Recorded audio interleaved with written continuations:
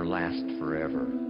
The night always comes after the day, but it doesn't last forever, just a few more hours. And if you hang in there, say your prayers, gather a little strength, you can make it through the winter and the night.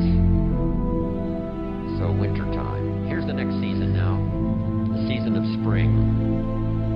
Make this note, my definition of spring, opportunity.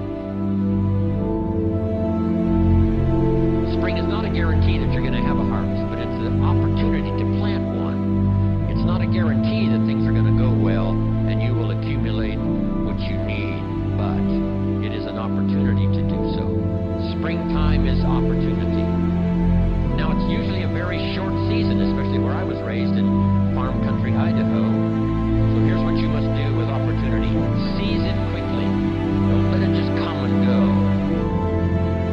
When the window of opportunity is open, to borrow a little space language, when they get ready to shoot the rockets or off into outer space, there's a window, they call it, of opportunity to go, not go, when the weather's right, whatever. But if you wait a little too long, the window closes, and it takes a while for it to open back up.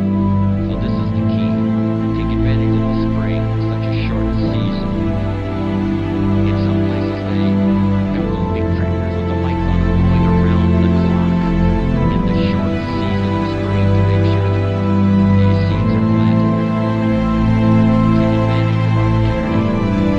Take advantage of opportunity to meet someone who can be a colleague for your future career. Take advantage of the day when it arrives, because the day will soon finish. Take advantage of the year because it will soon close. Take advantage.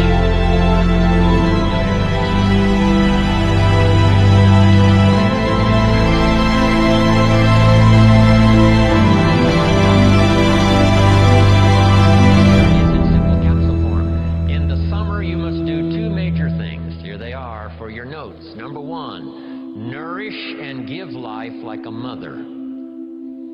Nourish and give life like a mother. Next, protect and defend like a father. This is called the work of summer.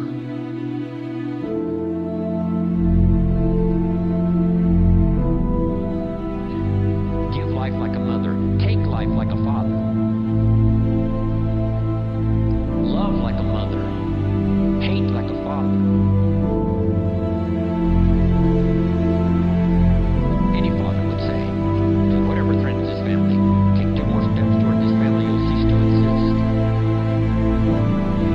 My father. Keep up first. So you've got to nourish your garden. And then you've got to protect it. By fighting the weeds and the bugs that are out to destroy it. As soon as you've planted it, the busy bugs and the noxious weeds are out to take it. Now put this line in your notes, and they will take it unless you are extremely father-like and vigorous.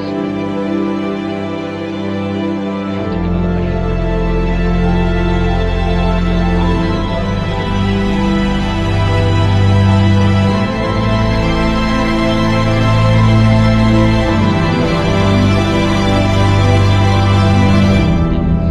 And so began the story of the creator and the spoiler. And so exists for all of us this great drama of the ability to create, but the destroyer not too far away. In another seminar I give, here's what I say, and this is good philosophy. It seems like opposites are in conflict and we are in the middle. Evil on one side, good on the other side. Illness on one side, good health on the other side. Darkness on one side, light on the other side. And they're in conflict. If you walk into a room that's dark and turn on the light, the darkness disappears and goes away. How far away does it go? Not very far. Waiting for a chance, what? Come back in. Move in, take over the territory. As light begins to lose its energy, darkness moves in. There's a war on. Here's what it's called. Push-shove. As we sit here, right, good health plan is trying to defeat illness and drive it into a small corner. If you don't work on your good health plan, illness will drive your health into a small corner. It's called push in.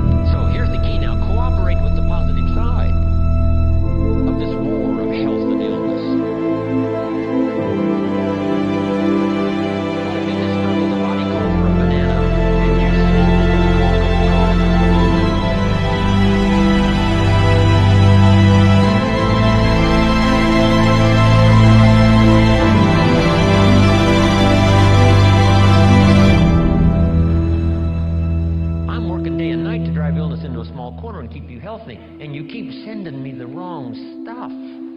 Come on, just a little cooperation here, and we can win this game. But see, if you don't do your push-ups, and what was that little voice in my hotel room this morning that said to me, Jim Rhon, you don't have to do your exercises this morning. You're running a little late. And this little creature on this shoulder almost talked me into it. And the little angel says what? No, no, no, no, no, no. Fall on the floor one more time. Do those push-ups, a few crunches, a little modified version, yes, because you are late. But you got to keep up the pace.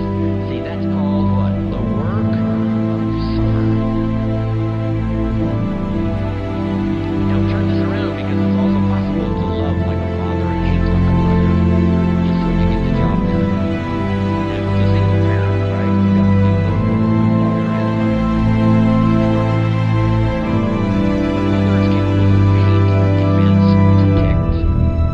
Because I think years ago, Papa was off providing, Mama was home protecting. So she developed these instincts of danger in order to protect her family. Women are good.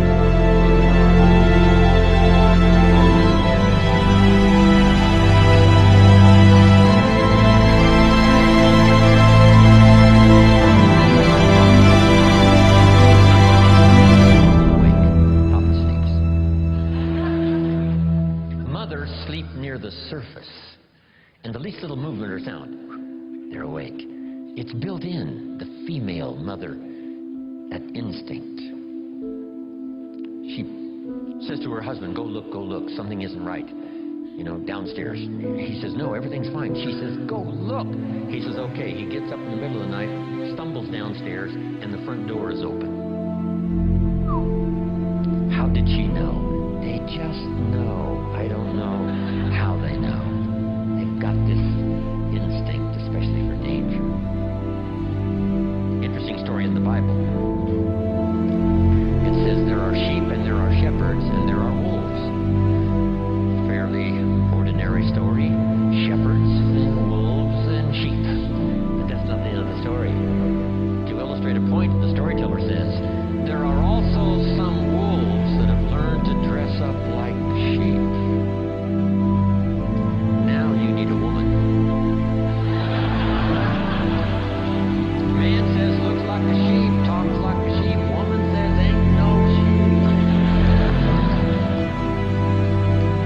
Have you got this now? The work of summer. Here's what it's called. High drama. Nourishing and protecting. Nourishing with one hand and protecting with the other hand. Even the battle of the mind. Here's a good note to make on the battle of the mind. Don't become a victim of yourself. In this battle of the mind, should I, shouldn't I, let it go? No, don't let it go. Run the red light. No, be a little more cautious. Think of your family. See, you have to continue to do this.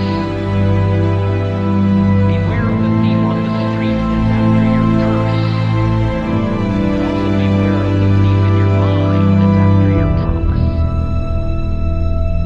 That little thief that says you're too short, you're too tall, you're too old, you've never done it before, what makes you think you can do it now? Nobody in your family has ever done it. In fact, if you stop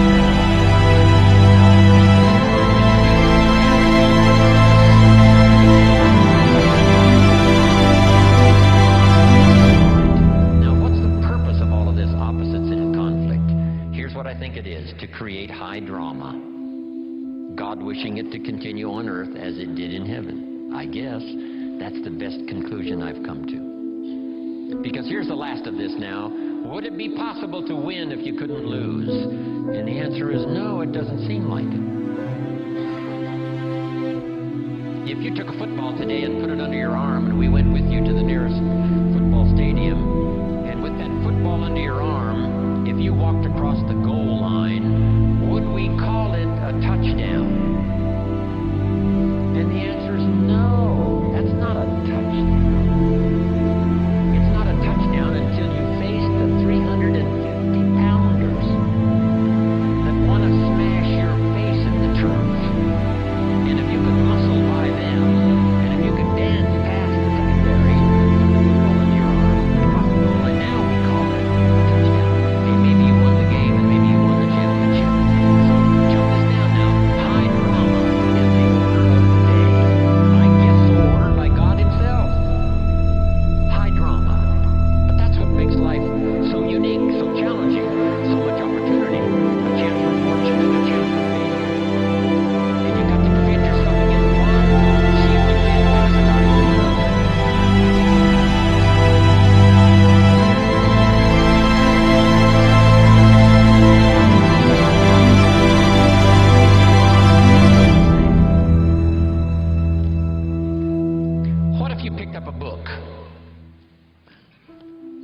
And the book, first chapter said, everything's fine.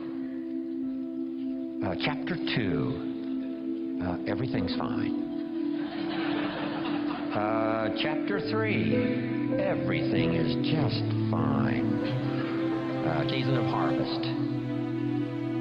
Make this note now on harvest. In due time, and for those who qualify, in due time, and for those who have obeyed this extraordinary law that says life was not designed to give you what you need, life was designed to give you what you deserve. If you didn't plant in the spring, then no harvest comes your way. If you planted little, then you're not going to receive a lot. And here's the key now for the harvest. Number one, whatever it is, offer no complaint and no apology. If it's a fantastic harvest, you offer no apology. If it's not much, you offer no complaint. That's the highest of maturity. No apology, no complaint. But here's what you can do no matter what it is. Go back to work in the spring. Because, write this down now, spring always follows winter. If the harvest wasn't good and the winter was tough, the promise is another opportunity will come. It's possible that a thought could be faster than the speed. How fast can you think back and think ahead? I guess we can't say all we can say is it seems like the exact same. That's true. If you're not a scientist, it'd be, a little out of order to say yes, this is true. But here's what it seems like. It's possible to think back and ahead at the same time. I mean, how fast is this